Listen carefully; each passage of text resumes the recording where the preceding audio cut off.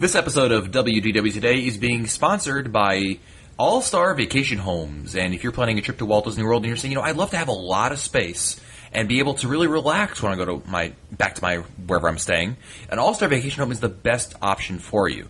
It's got such great amenities like private pool, full-size kitchen, movie room, game room, full-size bedrooms for everyone. There's really so much to see and do. Check them out at their website right now at allstarvacationhomes.com.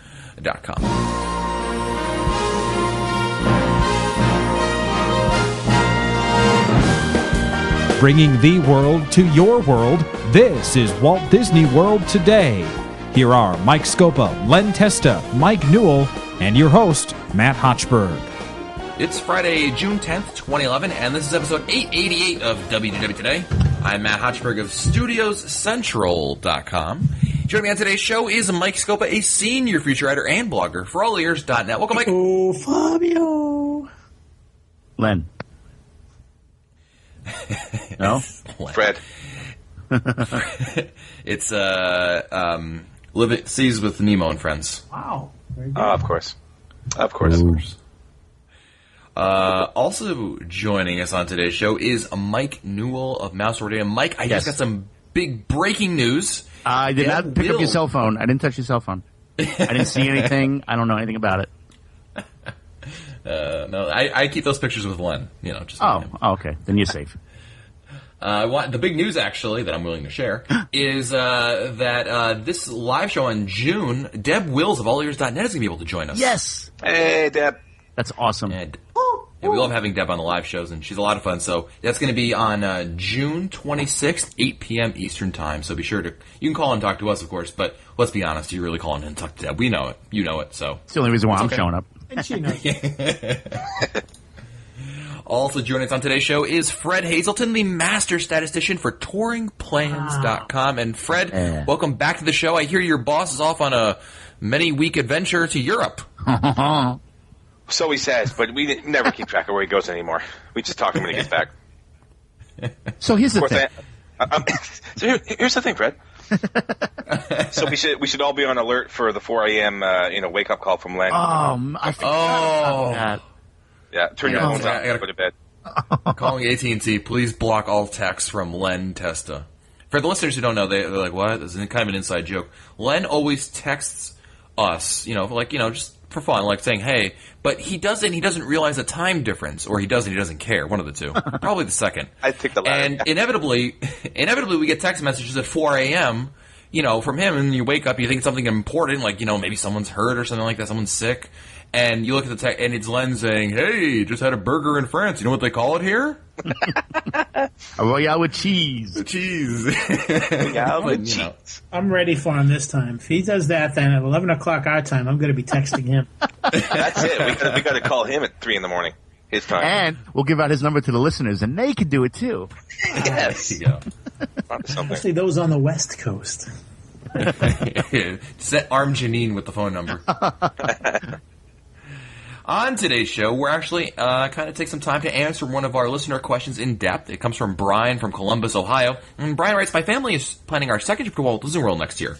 We stayed at Disney's All-Star Sports last time we were there, just the three of us. But with two more kids than we had last time, the rooms at All-Star Resorts are too small for us now. So we're looking at a moderate resort to accommodate the five of us. Here's my question. Aside from the bigger guest rooms, what other benefits do moderate and deluxe hotels have?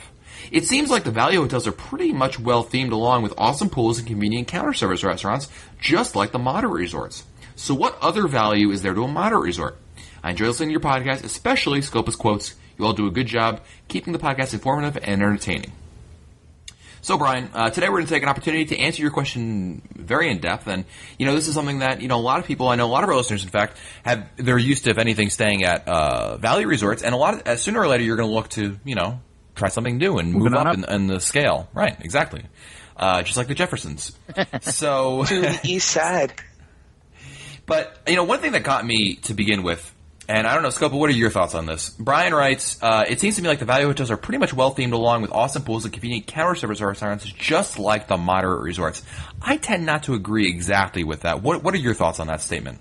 I think that we need to tweak it. I think that there is a difference in that I believe all the values have a sit-down restaurant.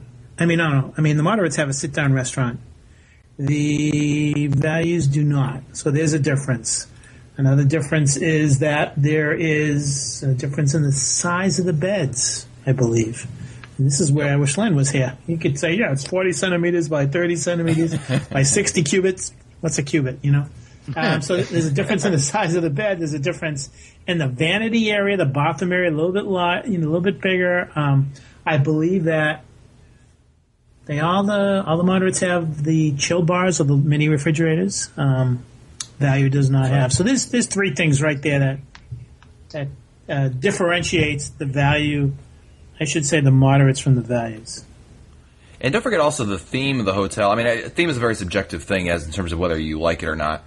But, you know, while the theme of the All-Stars and the Pop Centuries is these larger-than-life icons that really decorate the buildings, you know, at the moderate resorts, now you're going to be dealing with a lot more in-depth theme. You're going to be dealing and a great example is the one I always think about is the Port Orleans resorts.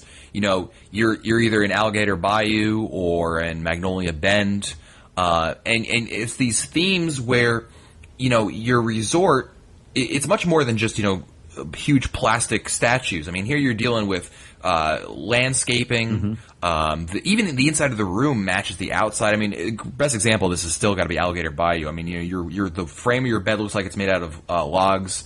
You know, there's so much more to the theme is really what I'm trying to get at a moderate resort, and that's taken even to a greater level on the deluxe resorts. So, you know, if you're impressed by the theme at a value resort, I think you're really going to see you're going to really be amazed at a theme in the moderate resorts. Fred, what's your take on it? Yeah, when you're talking about the theme, I mean, I think I always thought that the value resorts, the theme is a little bit more tacky. I mean, it's kind of a theme, but it's not a theme. I mean, the thing I like about the moderates is that they've all got some kind of theme. It's based on the location. So you're talking about like, you know, the Caribbean beach. You've got obviously sort of the Caribbean feel. It's based on actual theming for designing buildings.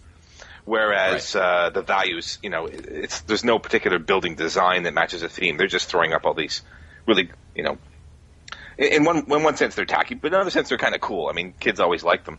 But there's definitely a sort of a palpable upscale when you go to the theming, when you look at the theming at the moderates. And Mike kind of touched upon this a little bit before, but when you're trying to make the decision, why should I go from value to moderate? And you know, we talked the rooms are bigger, and Scopa talked a little bit about that. But what else does a moderate resort offer that a value resort might not? Well, the one thing that I always miss when I'm at a value resort, especially when I'm with the kids, is the more advanced pools, and specifically things like water slides, sort of, you know, fun water areas, things like that. Yeah. You know, when you go to the value resorts, you're talking about, you know, a big square pool. That's about it.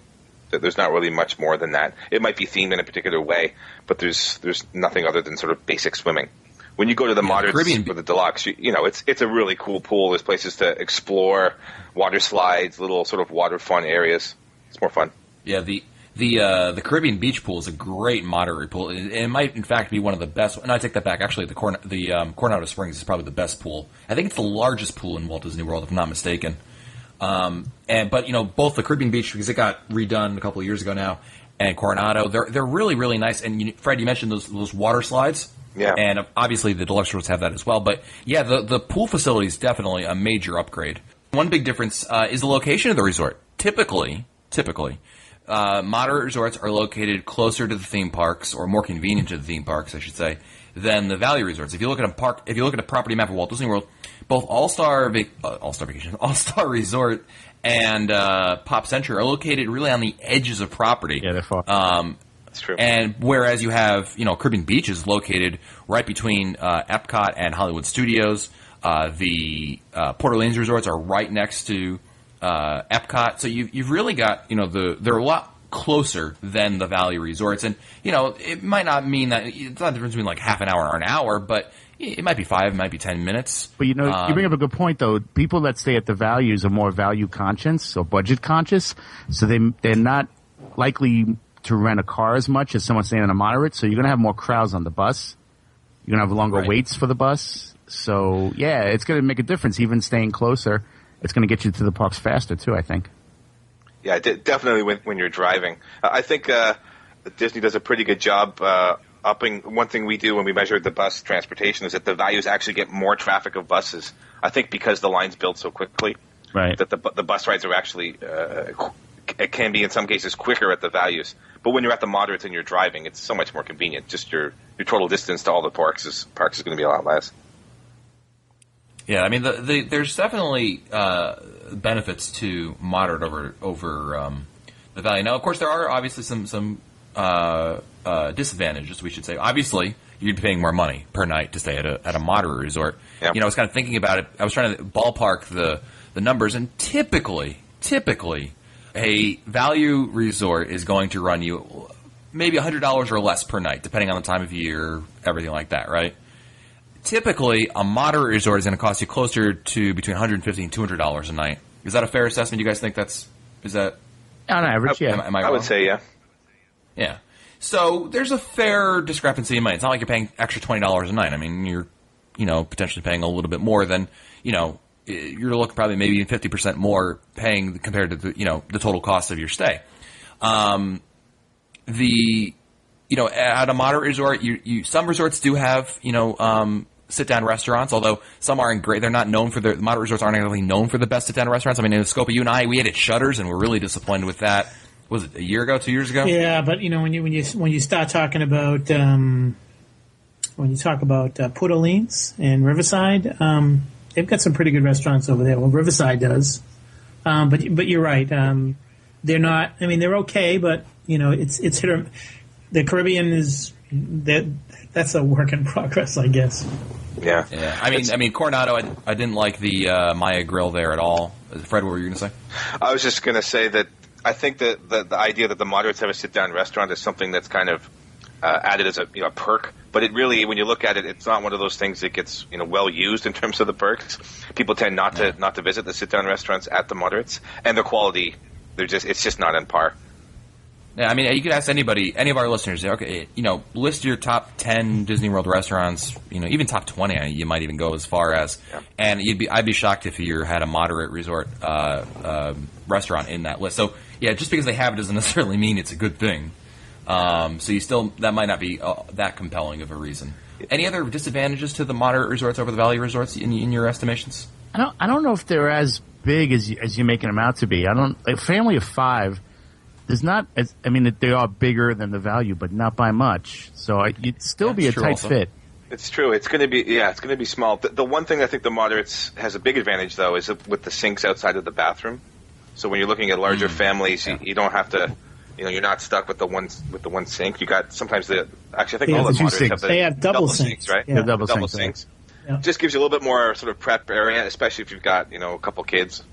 I forget that even if you have 2 people, even like Fred, if you go with Chantel down there, it's nice to have 2 sinks. You don't have to wait for one of you to be done. Yeah, when we brought down her friend Jose last time, there the 2 of them. We'd get ready and they each had their own sink and mirror, and I had my own TV. I was good to go. There is that advantage as well.